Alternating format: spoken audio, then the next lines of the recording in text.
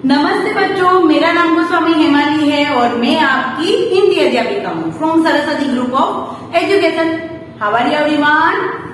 Fine. Now student, chapter 1 हमारा complete हो गया है, राइट। चैप्टर 1 हमारा प्रार्थना, जो कि हमने टेक्स्ट बुक, वर्क बुक और हमने चैप्टर 1 एंड वर्कशीट भी डन कर ली है।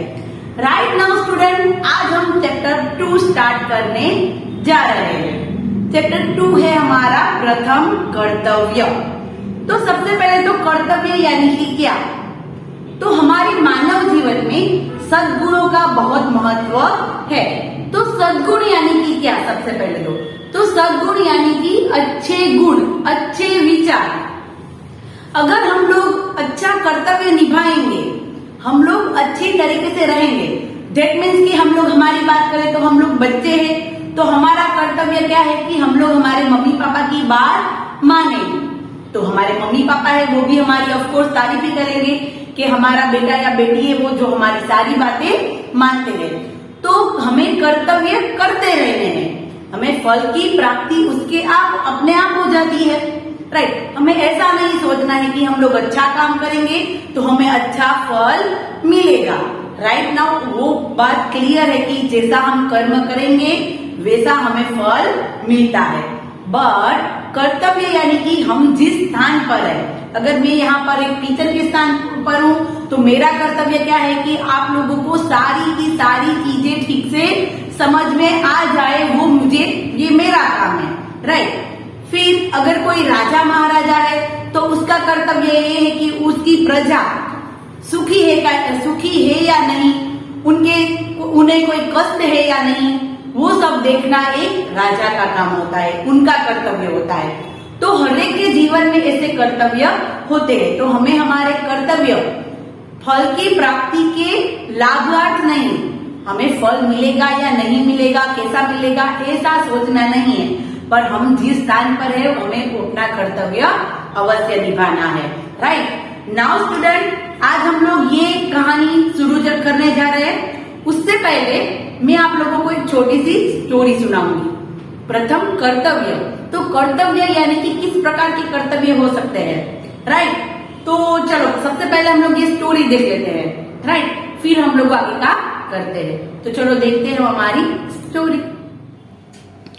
स्टूडेंट, चैप्टर 2 है हमारा प्रथम कर्तव्य, राइट। तो सबसे पहले चैप्टर 2 हम लोग स्टार्ट करने से पहले हम लोग क्या देखेंगे? यस, हमारे शब्दार्थ, क्योंकि अगर हम लोग शब्दार्थ नहीं ध्यान से सीखेंगे तो हमें उसके मीनिंग समझ में नहीं आएंगे। सद्गुण, सबसे पहले है सद्गुण। तो सद्गुण का क्या होगा? अच्छे गुण। क्या होगा? अच्छे गुण। फिर है विख्यात, विख्यात यानी कि प्रसिद्ध, फेमस। क्या होगा? फेमस। फिर है सर्वगुण संपन्न, यानी कि अच्छे गुणों को धारण करने वाली, सर्वगुण संपन्न, उसके अंदर सारे गुण हो। सर्व यानी सारे। वंचित यानी कि छूट जाना, वंचित यानी कि छूट जाना। फिर है पालनहार, पालनहार यानी कि पालने वाला। क्या है? पालने वाला। फिर है कृतज्ञता यानी कि आभार, हम लोग किसी की आभार प्रकट कर दे ना तो कृतज्ञता होता है, राइट। फिर है मृदु, मृदु का मतलब कोमल। क्या होता है? कोमल। कोटि, कोटि यानी कि अनेक, राइट। कई बार शब्दों के अर्थ अलग होते हैं, पर यहाँ पर जो हमारे चैप्टर है उसके अनुसार यहाँ पर हमें अर्थ लिखे गए हैं, राइट। सद्गुण यानी कि अच्छे गुण वाले, जैसे कि हम लोग हमारे माँ बाप की सारी बातचीत मानते हैं, राइट। तो ये हमारे अच्छे गुण है। विख्यात यानी कि प्रसिद्ध है। यहाँ पर इस जो ये स्टोरी है हमारी प्रथम कर्तव्य, एक राजा के ऊपर है, राइट। तो यहाँ पर विख्यात यानी कि प्रसिद्ध, एक प्रसिद्ध राजा की बात है। सर्वगुण यानी कि अच्छे गुणों को धारण करने वाली। वंचित यानी कि छूट जाना। पालनहार यानी कि हमारा पालने वाला, भगवान, राइट। कृतज्ञता यानी कि आभार। मृदु यानी कि कोमल और कोटि, कोटि यानी कि अनेक, राइट। तो ये थे हमारे शब्दार्थ। नाउ स्टूडेंट, शब्दार्थ हमने देख लिए। फिर आज हमारी स्टोरी क्या है, उससे पहले मैं आप लोगों को एक छोटी सी स्टोरी सुनाऊंगी। आप लोगों ने ये स्टोरी बहुत बार सुनी है, राइट। जैसे कि स्टोरी होती है वो हमें कुछ ना कुछ नई नई बातें सिखाती है, समझाती है, राइट। तो वैसे ही आज मैं आप लोगों को एक स्टोरी सुनाती हूँ, राइट। एक बार की बात है, गणपति के बारे में सबने ये बात सुनी होगी, राइट। तो एक बार ये हुआ कि पार्वती जी थे, वो अपने महल में थे। फिर वो सोच रहे थे कि क्यों ना मैं एक सुंदर सा एक चित्र बनाऊं, यानी कि एक मूर्त बनाऊं। क्या बनाऊं? मूर्त। और फिर उन्होंने क्या किया, हम सब जानते हैं। यस, उन्होंने अपने महल में अपने ही अंग के जो ऊपर, अंग के ऊपर जो लगाते हैं मिट्टी, उससे एक मूर्त बनाई। और फिर उसमें क्या किया, उसके अंदर प्राण डाले और फिर बन गए हमारे गणेश जी। और फिर उन्होंने गणेश जी को एक काम सौंपा। कौन सा काम सौंपा? कि उन्होंने कहा कि ये जो महल है ना, उसके बाहर गणेश जी को खड़ा रहना है और उन्हें पार्वती जी वहाँ उस महल के अंदर स्नान करने जा रही है और उनको बाहर पहरा देना है। फिर क्या हुआ, गणेश जी तो थे, वो तो पहरा देने लगे और पार्वती जी थी, वो तो महल के अंदर थी। फिर ऐसा हुआ कि थोड़ी देर हुई तो वहाँ पर शंकर भगवान आए। फिर उन्होंने यहाँ पर इस बालक को देखा, फिर उन्हें अंदर जाने की बात की, परंतु बालक गणेश जी ने तो बिल्कुल मना कर दिया कि आप वहाँ पर नहीं जा सकते। फिर क्या हुआ, अंदर नहीं जा सकते। महादेव जी ने तो बहुत बार किया, कहा, पर गणेश जी तो नहीं माने।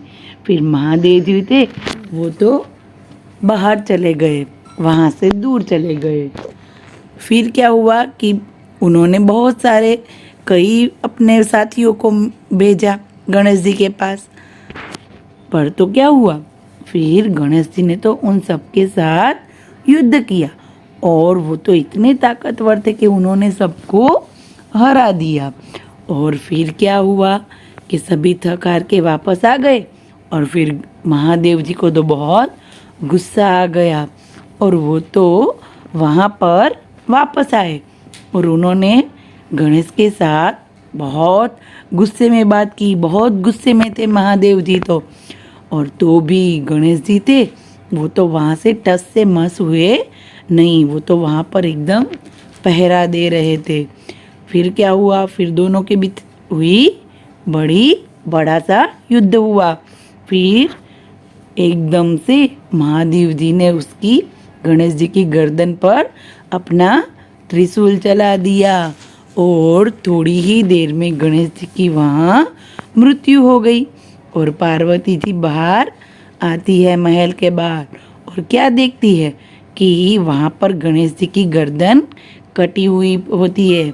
और फिर महादेव जी और पार्वती जी के बीच बहुत सारे वाद विवाद होते हैं।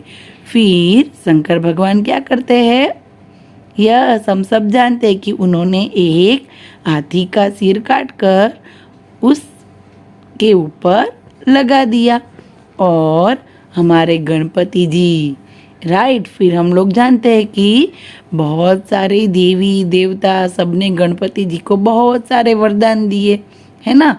तो देखा स्टूडेंट, गणेश भगवान थे, वो कैसा अपने कर्तव्य पालन करा उन्होंने किया, राइट। पार्वती जी को उन्होंने कैसे, पार्वती जी ने कैसे रखा था उनको पहरा देने के लिए, तो उसने अपना कैसा कर्तव्य निभाया, उन्होंने अपनी जान भी गंवा दी पर अपने कर्तव्य से वो हटे नहीं, राइट। तो स्टूडेंट अपना कर्तव्य, अपने हमें भी हमारा कर्तव्य पालन करना चाहिए। तो आज हम लोग एक ऐसी ही स्टोरी सुनने वाले हैं। चैप्टर 2 प्रथम कर्तव्य, उसमें कौन कौन से पात्र है, तो एक राजा है, उनका नाम है वीर प्रताप सिंह। फिर एक रानी है और उनका नाम है रूपवती। फिर है राजा के कर्मचारी है, प्रजा है, बूढ़ा आदमी और उसका पोता, राइट। ये सारे पात्र इस चैप्टर के अंदर है। तो स्टूडेंट चलो देखते हैं हम हमारा चैप्टर। तो स्टूडेंट देखा आपने कैसी लगी स्टोरी? यस कहेंगे दीदी ये तो हमने बहुत बार सुनी है, हमने बहुत से कार्टून पिक्चर्स में भी देखी है। यस आई नो कि आप लोग ने सब कुछ देखा है, आप लोगों को सब कुछ पता है, बट आप लोगों को ये समझा है कि ये गणेश जी ने कैसा कर्तव्य पालन किया, अपनी जान की भी परवाह नहीं की और उन्होंने कर्तव्य पालन किया। उनकी माता जी ने उन्हें जो एक काम सौंपा था वो उन्होंने बाखूबी निभाया था, राइट। तो स्टूडेंट क्या है कि हमें भी क्या करना होगा, हमें भी हमारे कर्तव्य बहुत ध्यान से, जैसे कि गणेश जी ने अपने पुत्र होने का कर्तव्य निभाया, हमें भी अपने कर्तव्य निभाने हैं। हमें अच्छी तरीके से पढ़ लिख कर हमें हमारे माता पिता का नाम रोशन करना है, राइट। नाउ चलो स्टूडेंट बहुत टाइम वेस्ट नहीं करते, ऑलरेडी हमने शब्दार्थ है वो हमारे इस वीडियो में देख लिए हैं, राइट। सद्गुण यानी कि अच्छे गुण, विख्यात यानी कि प्रसिद्ध फेमस, फिर है सर्वगुण संपन्न यानी कि अच्छे गुणों धारण करने वाली, वंचित यानी कि छूट जाना, पालनहार यानी कि पालने वाला, और कृतज्ञता यानी कि आभार, और मृदु यानी कि कोमल, और कोटि कोटि यानी कि अनिल। ओके तो चलो स्टूडेंट अभी इस चैप्टर को हम लोग स्टार्ट करते हैं, राइट। सबसे पहले तो क्या करना है, आप लोगों को अपनी बुक ओपन करनी है, यानी कि बुक को ओपन रखना है। अगर मैं एक एक लाइन रीड करूंगी तो आपको भी एक एक लाइन अपने आप रीड करनी है, और उस लाइन के अंदर क्या अर्थ है, वो लाइन हमें क्या समझाती है, वो सब कुछ मैं सुनाऊंगी। तो कान आपके यहाँ पर जहाँ पर मैं बोल रही हूँ वहां पर होने चाहिए, और ध्यान हमारा बुक में। तो बुक में अंकुर पाठमाला भाग नंबर 5 और उसमें है पेज नंबर 11 चैप्टर नंबर 2 प्रथम कर्तव्य। उत्तर भारत में एक राजा थे, उत्तर भारत में यानी कि हमारा मैप आपको याद होगा, उसमें उत्तर भारत ऊपर की तरफ, राइट। उत्तर भारत में एक राजा थे जिनका नाम वीर प्रताप सिंह था। क्या था? वीर प्रताप सिंह। देखो याद रखना, उत्तर भारत में एक राजा थे और उनका नाम क्या था? वीर प्रताप सिंह। जैसे कि हमने चैप्टर 1 एंड वर्कशीट की थी, ऐसे चैप्टर 2 एंड वर्कशीट भी करेंगे हम लोग। तो हमें कोई भी लाइन के अंदर से कोई भी क्वेश्चन पूछा जाए, या तो कोई राइट रॉन्ग पूछा जाए, या तो कोई ब्लैंक्स पूछी जाए, हमें एक एक लाइन पता होनी चाहिए। राजा का नाम क्या था? तो वीर प्रताप सिंह।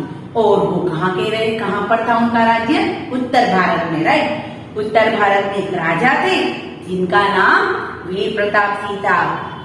वे अपने सद्गुणों के कारण न केवल अपने राज्य बल्कि पड़ोसी राज्यों में भी विख्यात थे। देखो क्या था? वे अपने सद्गुणों के कारण न केवल अपने राज्य में बल्कि बाकी के राज्यों में भी विख्यात थे, यानी कि वो इतने अच्छे गुण वाले थे, इतने अच्छे विचारों वाले थे कि अपने राज्य में तो था ही उनकी नामना, बट आजू बाजू के राज्य में भी उनकी नामना थी, प्रसिद्ध थे, राइट। हर एक राजा होता है, उसके राज्य में तो पहचान होती ही है, राइट। पर उस राजा, वह राजा बेटर कब कहलाएगा, अच्छा कब कहलाएगा? जब वो दूसरे राज्य में भी उसकी नाम ना हो, दूसरे राज्य में भी सब उसकी ख्याति हो, राइट। सब पहचाने के नहीं, उस राज्य का राजा तो बहुत अच्छा है, वो तो प्रजा के साथ इस तरीके से व्यवहार करता है। तो इसी तरीके से ये जो वीर प्रताप सिंह थे वो अपने राज्य में तो फेमस थे ही, विख्यात थे ही, बट साथ ही साथ दूसरे राज्यों में भी विख्यात थे, प्रसिद्ध थे। उनका नेक विनम्र स्वभाव तथा प्रजा के प्रति प्रेम सबको अपनी ओर आकर्षित करता था। उनका नेक विनम्र यानी कि सबके साथ वो कैसे व्यवहार करते थे? विनम्रता से, राइट, रिस्पेक्ट से। वो सबके साथ, प्रजा के साथ और सबके साथ विनम्रता से पेश आते थे। वही उनका स्वभाव था जो सबके लिए एक आकर्षण का काम करता था। यानी कि क्या? देखो, अगर मैं हूं, अगर जैसे तैसे सबको बुलाऊंगी तो सब मेरी बातें करेंगे कि ये तो कैसे बुला रहे हैं, ठीक से बुला भी नहीं रहे, उसमें विवेक नहीं है, रिस्पेक्ट नहीं है, आदर सम्मान नहीं है। तो राजा होता है तो राजा होता है, तो अगर वो कहेगा कि चलो मैं तो सबको जैसे तैसे बुलाओ, तो उसको तो कोई नहीं कहेगा क्योंकि वो तो राजा है। बट राजा में भी कैसा होना चाहिए, आदर सम्मान दे, विनम्रता से बात करे, राइट। तो ये एक राजा का महत्वपूर्ण गुण है कि वो उनके अंदर था, वीर प्रताप सिंह के अंदर, कि वो अपने इतने विनम्रता स्वभाव के लिए सबके आजू बाजू सबके सामने वो आकर्षित का केंद्र बने हुए थे। राजा की पत्नी रानी रूपवती भी सर्वगुण संपन्न स्त्री थी। यानी कि जो ये राजा थे, राजा तो अच्छे ही थे, बट साथ ही साथ उनकी जो पत्नी थी, कौन थी, उनका नाम क्या था, रानी रूपवती, वो भी सर्वगुण संपन्न थी। राजा और रानी दोनों अपनी प्रजा को अपना परिवार समझते थे। राजा तो समझते ही थे सबको, प्रजा को, बट साथ ही साथ रानी भी, दोनों पूरी प्रजा को अपना परिवार मानते थे। अभी नेक्स्ट पैराग्राफ, एक बार उनके राज्य में भीषण अकाल पड़ा। तो सबसे पहले तो अकाल यानी कि क्या, तो अकाल यानी कि बहुत कंटिन्यूस 2-3 साल तक कंटिन्यूस बारिश ना हो, राइट। तो આપણે એને શું કહીએ ગુજરાતીમાં, दुष्काल पड़े, राइट। तो उसको कहते हैं अकाल। यानी कि बहुत दिनों तक, बहुत वर्षों तक कंटिन्यूस 1-2 साल तक बारिश कम हो या तो बारिश ना हो, तो उसकी वजह से पानी की कमी आ जाती है और उससे क्या होता है, खेत में पाक नहीं बनते, ज्यादा हरियाली नहीं बनती, तो उसकी वजह से अनाज में भी कटौती आ जाती है, राइट। खाने पीने की चीजों में भी कटौती आ जाती है। तो यानी कि उसके कारण अकाल पड़ा था, भीषण अकाल पड़ा, यानी कि बहुत बड़ा, राइट। लगातार 2 वर्षों तक पानी की एक बूंद तो क्या, बादलों ने भी दर्शन न दिए। जैसे कि मैंने कहा कि बादलों ने 2 वर्षों तक लगातार, देखो एक साल बारिश आई, दूसरे साल नहीं, तीसरे साल बारिश आई, तो अकाल पड़ सकता नहीं है, राइट। तो अकाल नहीं होता है। ऐसा हो सकता है कि पहले लास्ट ईयर में बारिश ज्यादा थी, इस साल में बारिश कम हो, तो अकाल नहीं पड़ सकता, राइट। पर लगातार 2 साल तक बारिश कम हो तो अकाल पड़ सकता है। तो यहाँ पर तो 2 साल तक क्या था, पानी की एक बूंद भी नहीं गिरी थी, और पानी की बूंद तो थी पर बादलों ने भी दर्शन नहीं दिए थे। राज्य में फसल न होगी, लोग अन्न के दाने के लिए तरसने लगे। जैसे कि मैंने कहा कि बारिश नहीं होगी तो अनाज नहीं उगेगा, खाने पीने की कटौती आ जाएगी, तो अनाज भी नहीं होगा और राज्य में फसल नहीं होगी, और अन्न के दाने के लिए सभी तरसने लगे। देखो अभी हम लोग कोरोना चल रहा है, तो हम लोग बहुत सारी ऐसी चीजें हैं जो हम लोग पहले करते थे, अभी नहीं करते। जैसे कि बाहर घूमने जाना, खाना खाना बाहर का, राइट। तो हमने हमारे लाइफ में चेंज किया, तो अकाल पड़े तो हम लोग ऐसा कर सकते कि बहुत सी ऐसी चीजें हैं जो हम उसको छोड़ सकते हैं, कि चलो नए कपड़े नहीं लेंगे, कुछ बाहर घूमने नहीं जाएंगे, ऐसा सब कुछ कर सकते हैं। बट खाना, वो तो हमारे जीवन के लिए महत्वपूर्ण है, तो खाना तो सबको जरूरी है, राइट। तो सबसे ज्यादा कटौती किसकी आएगी, अन्न की, और सभी अन्न के दाने के लिए तरसने लगे। सारे राज्य में हाहाकार मच गया। हाहाकार यानी कि सब परेशान हो गए। हम लोग जानते हैं कि कुछ घर में भी एक परेशानी होगी तो सब क्या करेंगे, सब परेशान हो जाते हैं घर में। कुछ एक दादा या दादी को कुछ चीज नहीं मिलते तो सबको परेशान कर देते हैं कि चलो मुझे ये ढूंढ के दो। हमारे छोटे भाई बहन है, उसको कुछ टॉयज या कुछ चाहिए तो वो भी सबको परेशान कर देते हैं, सबको कहते हैं कि मुझे ये मेरी चीज लाके ही दो, राइट। तो ये तो पूरे खाने पीने की बात थी, हमारे जीवन की बात थी। तो खाना पीना नहीं था, फसल ठीक से नहीं उगी थी, तो सारे माहौल में हाहाकार मच गया था। प्रजा की ऐसी दशा देखकर राजा ने अपने मंत्रियों को बुलाकर राज्य के अन्न भंडार को खुलवाने का आदेश दिया। देखो मोस्ट इम्पोर्टेंट बात, राजा ने क्या किया, अपने भंडार खुलवाए। हम जानते हैं कि उस समय क्या था कि हमारे यहाँ फसल उगेगी तो हम अपना थोड़ा सा पार्ट राजा को देते हैं। यानी कि इसका मतलब ये नहीं कि राजा वो खुद के लिए रखते हैं, बट जब भी कभी राज्य में ऐसी मुसीबत आ सकती है तो राजा महाराजा है उन जो भंडार भरे हैं उनका उपयोग कर सकते हैं, राइट। जैसे कि अभी हम लोग टैक्स भरते हैं, राइट, तो कहीं ना कहीं वो हमारे वेतन के रूप में हमारे सामने आते हैं। तो उसी तरह उस समय भी जब कुछ इस प्रकार के कर दिए जाते तो उसका राजा उसके उपयोग राजा इस प्रकार करते थे। तो जब बहुत अन्न की कटौती हुई तो राजा ने अपने मंत्रियों को बुलवाया और कहा कि अनाज के भंडार खोल दो, यानी कि सबको उसमें से अनाज दो। पेज नंबर 12 देखते हैं। पेज नंबर 12, कहीं कोई भूखा या अन्न लेने से वंचित न रह जाए, इसलिए स्वयं अन्न वितरण की निगरानी करने का निश्चय किया। देखो राजा कैसा था, ऐसे ही नहीं थे कि उन्होंने सिर्फ एक काम सौंप दिया कि चलो अनाज के भंडार खोल दो और सबको सामान दे दो। पर राजा ने क्या किया, राजा ने अनाज के भंडार खुलवाए और सबको अनाज मिल रहा है कि नहीं, इस बात के लिए खुद उन्होंने स्वयं उसकी निगरानी की, राइट। उनका निश्चय ये किया कि चलो मैं खुद इन सब की निगरानी करूंगा कि सबको अनाज मिलता है या नहीं। नेक्स्ट पैराग्राफ, फिर क्या था, अन्न भंडार के खुलने की खबर आग की तरह फैल गई। हम लोग जानते हैं कि छोटा गांव होता है तो कोई भी एक छोटी सी बात होती है तो सब चारों ओर फैल जाती है। हम सिटी की बात करें तो कहीं पर भी सेल लगा होता है तो हमें तुरंत पता चल जाता है कि यहाँ पर सेल है, यहाँ पर सेल है, और हम लोग पहुंच जाते हैं ना। तो यहाँ पर तो एक तो खाने पीने की चीजें नहीं थी और सबको अन्न नहीं मिल रहा था।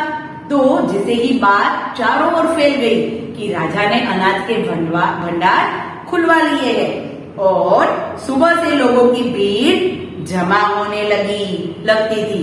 सुबह होती और सभी अनाज लेने आ जाते थे। राजा के कर्मचारी सुबह से शाम तक लोगों को अन्न बांटते थे। राजा के कर्मचारी थे वो सुबह से शाम तक सभी प्रजा को अनाज बांटते थे। प्रजा राजा को दुआ देती न थकती। हम भी जानते हैं कि अगर हमें कोई मुसीबत होगी उसमें से हमें कोई निकालेंगे तो हम भी कहेंगे कि भगवान तुम्हारा भला करे, कहते हैं ना। तो वैसे ही राजा ने अपने अनाज के भंडार खुलवा दिए प्रजा के लिए, तो प्रजा उनको दुआ देती थी। लोगों को खुश देखकर राजा भी फूले न समाते। राजा भी इतने अच्छे गुण वाले थे कि वो भी सब इतने खुश होते थे, तो उन्हें देखकर भी वो भी बहुत खुश होते थे। वे अपने राजा होने के धर्म का भली प्रकार निर्वाह कर रहे थे, यानी कि वो राजा थे। चलो देखो मैंने जैसे कि कहा कि राजा को कोई ऐसी कंपलसरी नहीं होता कि आपको ये करना ही है, राइट। राजा जैसा चाहे वैसा कर सकता है। तो यहाँ पर राजा ने तो सबका भला सोचा, सबके बारे में सोचा, तो वो अपने धर्म का सही उपयोग कर रहे थे। उनका धर्म कर्म क्या था कि प्रजा की सेवा करना, तो उनका भली प्रकार निर्वाह कर रहे थे। नाउ नेक्स्ट पैराग्राफ, कुछ दिन इसी तरह बीत गए, यानी कि ये बात थी लोगों को अन्न देने की, वो कुछ दिन तक चलती रही। एक दिन सूर्यास्त होने वाला ही था। एक दिन क्या हुआ, सूर्यास्त होने वाला था। राज्य कर्मचारी अन्न वितरण का कार्य संपन्न करके जाने ही वाले थे कि एक बहुत बूढ़ा और एक कमजोर आदमी अपने नन्हे पोते के साथ धीरे धीरे चलता हुआ उनके पास आया। ये थोड़ी सी बड़ी लाइन है, वापस इसको रीड करते हैं।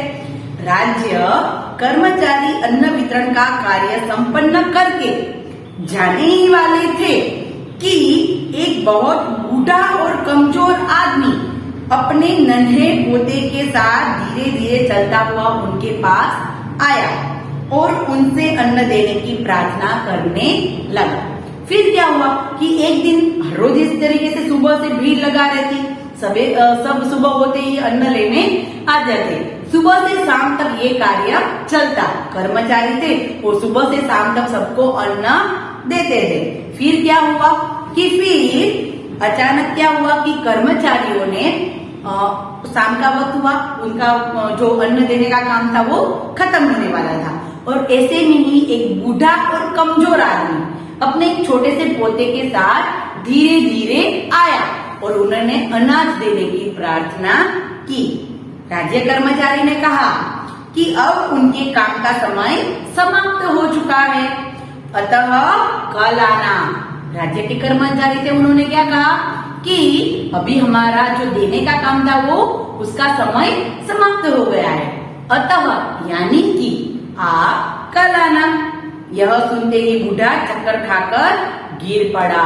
यानी कि बूढ़ा था वो एकदम कमजोर था, तो अभी तो धीरे धीरे चल के यहाँ तक आया था, और उन्होंने जब उस कर्मचारी ने कहा कि आप कल आना, तो वो ये बात सुनकर चक्कर खाकर नीचे गिर गया।